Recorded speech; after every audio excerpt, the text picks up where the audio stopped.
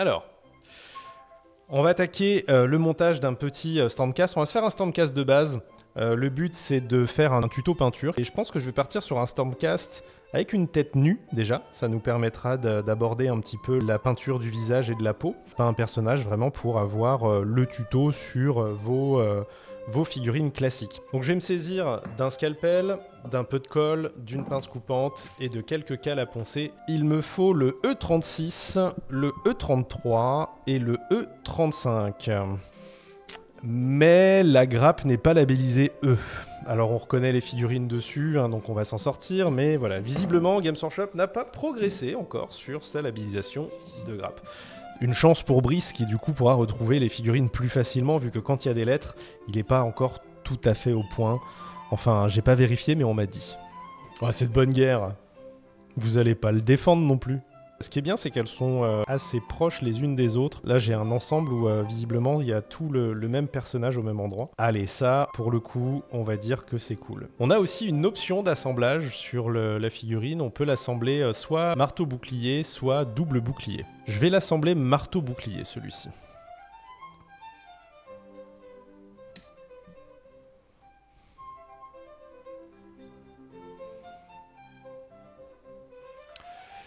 Maintenant qu'on a rassemblé nos pièces, on va continuer leur préparation. Je les ai séparées grossièrement, j'ai gardé un petit peu des carottes de moulage à chaque fois. Je vais pouvoir maintenant les enlever. Une fois que j'ai ma pièce comme ça, on a les différents petits ergots de plastique qui restent apparents. Donc là, je l'ai juste décrapé rapidement.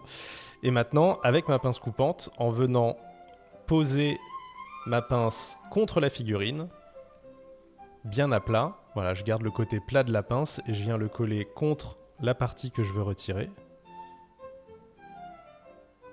Hop, et je coupe de manière nette. On est sur une pince raide grasse. Voilà, la sprue cutter. Elle marche très très bien et elle laisse très très peu de marques sur le plastique. Les petits ergots. Le fait de séparer en deux fois les pièces me permet d'avoir une découpe beaucoup plus propre et bien plus nette que ce que je pourrais avoir d'habitude. Ils sont sur des socles de 40, les Liberators ? Sérieusement ? Alors, pour revenir à notre Stormcast, à partir de maintenant, là, on pourrait avoir un montage simple et je pourrais déjà le clipser, le monter pour avoir un Stormcast assemblé très rapidement.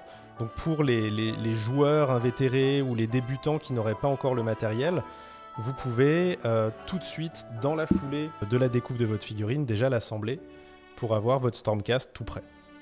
Tac. J'ai oublié de mettre la tête. Et le Easy to Build est plutôt pas mal. On a du coup une figurine qui se monte très rapidement, sans avoir besoin de colle, et on va pouvoir la jouer d'autant plus vite. Donc là, vous sortez votre figurine de la boîte, une pince coupante, clipsez-la bien. Là, je fais exprès de ne pas clipser à fond non plus parce que je veux la redémonter après pour vous montrer des petits trucs en plus.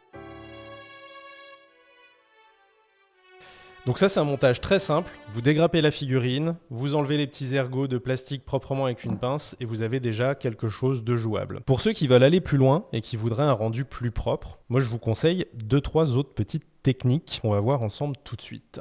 2 petites options afin de monter votre Easy to Build. Donc le principe des Easy to Build, c'est que vous avez ces ergots qui vous permettent en fait de vous faciliter la tâche à l'assemblage puisque vous avez un détrompeur et vous n'avez plus qu'à clipser la figurine pour l'assembler. Mais on peut avoir certaines traces, certaines ouvertures par endroits qui pourraient être un peu disgracieuses ou que les plus pointilleux d'entre vous ne souhaiteraient pas. Vous avez 2 façons d'aborder le sujet pour éviter d'avoir trop d'écart entre les pièces. Un des premiers, tout simple, c'est couper la partie femelle, voilà, couper le récepteur. Vous allez du coup avoir quelque chose qui va avoir plus de jeu et qui va vous permettre de positionner la pièce de manière plus facile et surtout de l'enfoncer correctement pour avoir un joint qui est nickel. Donc ça, c'est une première possibilité. N'hésitez pas non plus à y mettre un petit point de colle.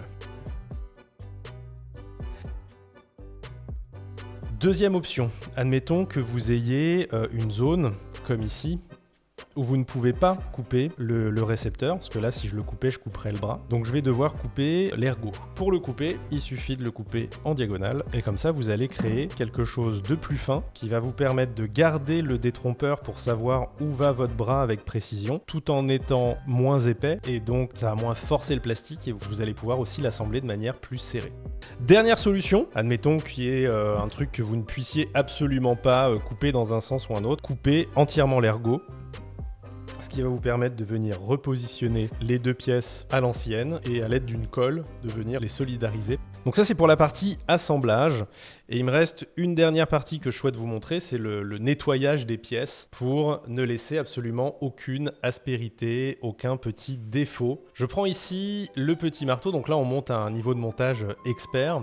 Après avoir enlevé mes petites carottes de moulage, il me reste des petites traces d'ergot, et je peux avoir une petite ligne qui est assez discrète sur les nouveaux kits, mais qui peut néanmoins être présente. Généralement, on va bien la voir apparaître ici. Voilà, là, si je fais miroiter, vous voyez bien cette ligne qui apparaît ici et qui est un peu disgracieuse au milieu de notre marteau. Donc je vais vous montrer un petit peu comment on enlève tout ça. Première chose, avec un scalpel, vous pouvez venir couper à ras les ergots. Ça, c'est assez facile, avec votre scalpel. Faites attention de ne pas marquer le plastique. Vous pouvez venir enlever les ergots. Vous pouvez aussi enlever la ligne de moulage qui traîne sur votre figurine. Pour ça, vous allez positionner votre lame de scalpel perpendiculairement à la ligne, l'incliner comme ça à l'envers et racler à contresens. Ce qui va vous permettre d'araser la surface de plastique, d'éplucher un peu et d'enlever l'excédent pour revenir à une surface assez plate. Vous voyez que là, déjà, on n'a plus la petite ligne de moulage sur ce marteau. Ça sera déjà beaucoup plus joli une fois que vous l'avez peinte. C'est une technique qui fonctionne. C'est pas encore tout à fait la mieux pour ça, mais c'est déjà bien. Moi, le scalpel, je vais surtout le garder pour aller enlever les petites lignes de moulage dans les parties qui sont inaccessibles pour une lime. Par exemple, entre les rivets, sous le marteau, dans les recoins des plaques d'armure. C'est la méthode de nettoyage que je vais privilégier pour ces parties qui sont un petit peu délicates d'accès. Par contre, sur les parties qui sont bien visibles, rebord d'armure ou plat du marteau, je vais utiliser des petites limes. Alors là, libre à vous de voir un petit peu ce que vous choisissez comme taille. Là, j'ai du 600. Normalement, ça va être assez polyvalent. J'ai aussi du 400 et du 200 pour les marques les plus grosses. L'idée, quand vous utilisez plusieurs tailles, c'est toujours de partir du chiffre le plus bas et de monter pour avoir un grain de plus en plus fin. Plus le chiffre est gros, plus le grain est fin et plus vous aurez un ponçage propre et nickel.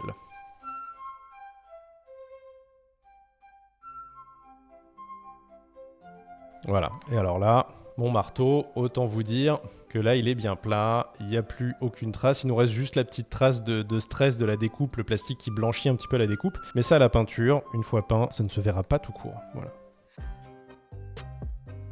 Attention de ne pas non plus poncer des détails que vous souhaiteriez conserver.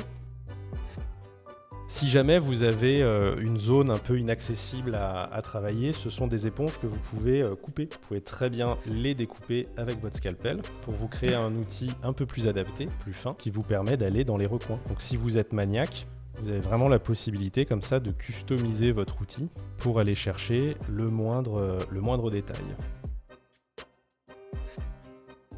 Hop. Et donc on va faire ça rapidement sur l'ensemble de la figurine.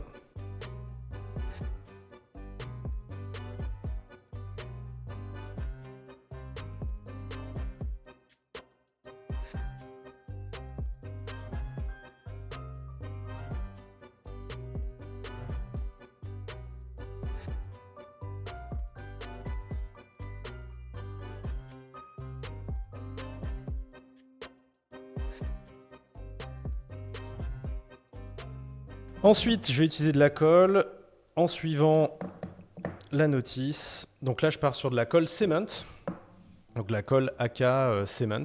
Voilà, colle liquide au pinceau. Vous pouvez aussi utiliser de la colle Games en fonction de vos favoris. Moi, c'est celle-ci ma favorite. Pour l'appliquer, je commence par mettre un fin filet de colle sur la zone de jonction entre les deux pièces. Puis, je viens positionner la pièce pour qu'elle tienne. À l'aide du pinceau, je viens rechemiser l'interstice, le plan de joint entre les deux pièces. Voilà, pour être sûr qu'il y ait bien de la colle tout le long du plan de joint. Et une fois que c'est fait, je viens presser légèrement les deux pièces pour que le plastique fondu se mêle et fasse un collage durable. Ce qui va me permettre du coup, maintenant que je vous ai tout montré, d'assembler le reste plus efficacement.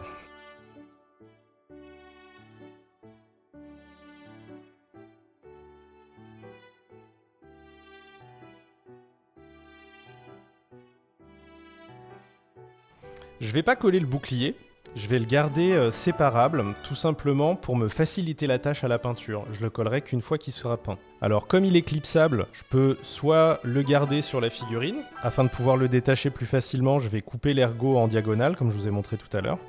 Hop, je coupe une partie de l'ergot en biais, et je viens le mettre sur la figo pour pas le perdre. Je peux aussi sinon plus simplement le coller avec un petit bout de pâte à fixe sur le bord du socle, ce qui me permettra de le peindre séparément avant de venir le fixer là. Et voilà. Un petit point de colle pour bien fixer la figue.